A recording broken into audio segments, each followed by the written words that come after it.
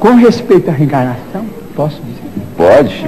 Com respeito à reencarnação, nós, os espíritas, estamos diante de uma realidade inconteste para nós. Mormente na vida mediúnica, temos assistido, nestes quase 45 anos de espiritismo evangélico à luz dos princípios kardecianos, a desencarnações e reencarnações.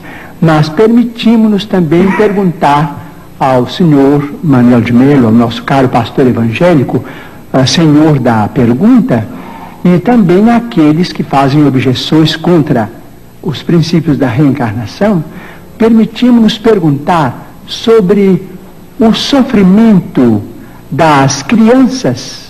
Por exemplo, não vamos nos referir aos adultos, porque seria alongar muito a resposta, mas vamos pensar nas crianças.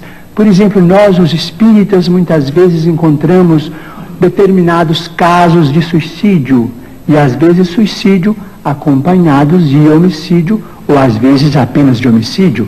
Mas vamos encontrar esses problemas do complexo de culpa levado para além desta vida, e depois esse complexo de culpa renascido com aquele que é responsável por ele através de sofrimentos que só podemos entender através da reencarnação.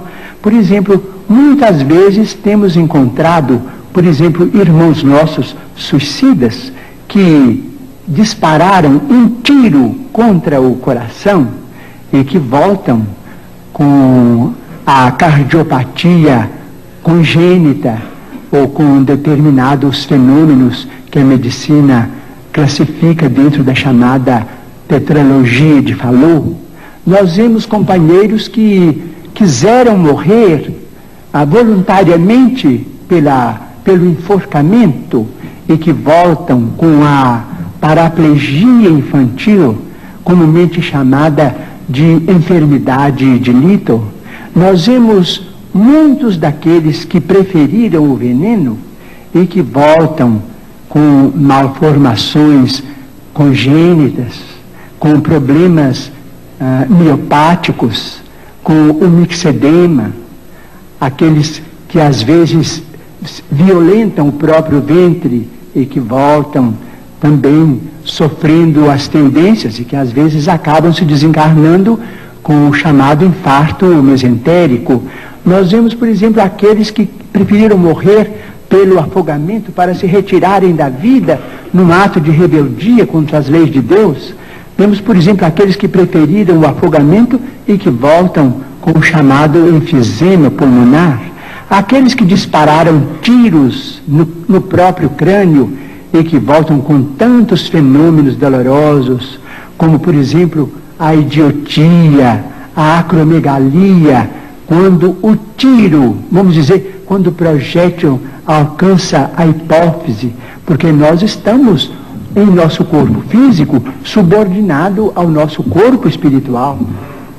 Então, principalmente nos fenômenos, os fenômenos decorrentes do suicídio por tiro no crânio são muito dolorosos, porque vemos a surdez, a cegueira, a mudez congênitas, e vemos este sofrimento em crianças incompatíveis com a misericórdia de Deus, porque nós sabemos que Deus não quer a dor.